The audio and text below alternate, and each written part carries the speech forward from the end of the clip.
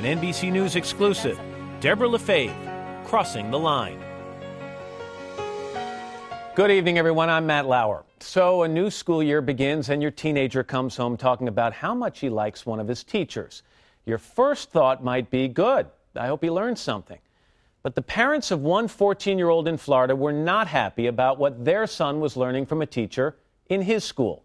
Her name was Debra Lafave, and she's one in a string of young female teachers who've admitted having sex with underage male students.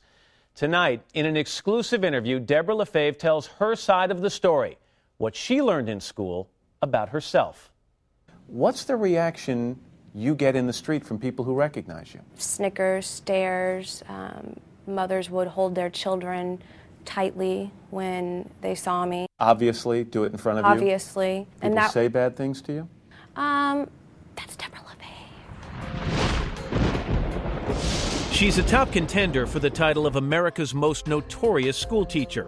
In 2004, Debra Beasley Lafave was arrested at the home of a middle school student, accused of having sex with him at her apartment, in her car, in her classroom. She was 23. He was 14. Now to a shocking story. A Florida teacher is facing possible prison time. She wasn't the first teacher, or the last, to be busted for a liaison with an underage student. But her case created an international sensation. It was just the intensity of it. My goodness. You know, there was a teacher arrested 2 days after me, and I saw her on TV once. So why do you think you got all the attention? I don't know. I'll say it. Do you think it's because you're pretty? I think so. And sex sells. In her first ever television interview, Debra Lafave will take us step by step through the whole affair. But she also says there's much more to the story. Behind the pretty face and the hourglass figure, behind the lurid details of the case, she says there was a deeply troubled young woman with a lifetime of problems that finally led to a terrible crack-up and a crime tailor-made for the tabloids. 14-year-old boy, a very attractive 23-year-old teacher. He's had sex with you. Weren't you scared to death he would tell someone? Obviously not, because I did it again. And again. And again. She says to fully understand her, you have to go back years to her childhood in a small town near Tampa, Florida. Her dad worked for the power company. Her mom was a cosmetologist. Debra adored her older sister, Angie. I loved my big sister. I couldn't go anywhere without her. I loved playing Barbies. I would play school with all my dolls and teach them how to read. But soon it became apparent that Debbie was a very complicated little girl. Her mother would later write a long account of Debra's childhood, a litany of phobias, panic attacks, and obsessions. And Debra says there was a trauma buried in her past. When you were 13 years old, 8th grade, you were raped by someone you knew. Tell me about that.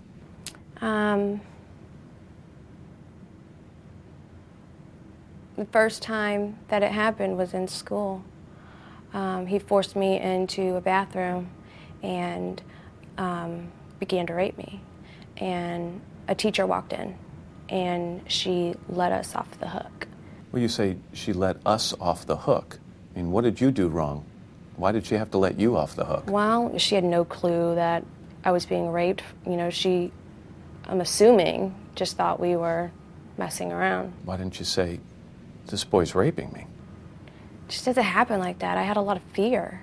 You know, when somebody has that kind of control over you, especially at 13, I didn't tell anybody. Who was this young man in your life? I mean, was he someone you were close with? Yeah, he was actually one of my boyfriends. Debra says that early abusive relationship with an older boy forever shaped her view of sex. I kind of developed this idea that it was my role in order to make a man, guy, boy happy. I had to do my part, which was pleasing him in that way. But you felt it was your duty. You didn't really feel as if you had a choice. Exactly. By age 15, she was drinking heavily. She developed an eating disorder. So, I mean, as an outsider looking in, life was a bit of a mess. At that point, I had already tried to commit suicide twice, too. How did you try to commit suicide? One time was taking a lot of pills, and the second time was slitting my wrists. But as troubled as she was, most people noticed something else. Debra was a knockout. Were you one of these girls that people had walked up to on the street and say, you should model, you're very pretty, you should model, things like that? Yeah, I thought it would be a great way to make extra cash. Her first big job at age 18 was for a magazine called Makes and Models, which you smile at now, which was basically they would have beautiful women and cars and motorcycles and things like that. How did you feel about it when you were doing it? So ridiculous. Did you ever think these pictures could come back and haunt me in some way? No. Never gave it a thought? Never. She wouldn't be a model for long. Debra majored in English at the University of South Florida with the goal of becoming a teacher. She stopped her heavy drinking, got into a steady relationship, maintained a high B average, but she still found herself crying sometimes for no apparent reason. A friend finally told her she needed to see a psychiatrist. They thought that it was just depression, and they put me on Zoloft at that time. How did that work for you? At first, I can remember saying, I'm not crying anymore. You know, I'm happy. And after that, it kind of just, it felt like my body became immune to it, and it didn't work anymore. So the depression came back. Mm-hmm. Then perhaps the hardest blow of all. In 2001, Debra's beloved older sister Angie was killed by a drunk driver. Debra was devastated, and today she wonders, could her sister have saved her from herself? I think about if she was here, what I have done, what I did. Why would it have been different? Because she knew me well, and she always could tell if I was doing something that I shouldn't be doing. In 2002, despite all her troubles, Debra graduated from college and took a job as an 8th grade reading teacher at Greco Middle School in Temple Terrace, a suburb of Tampa. By all accounts, her first year went well.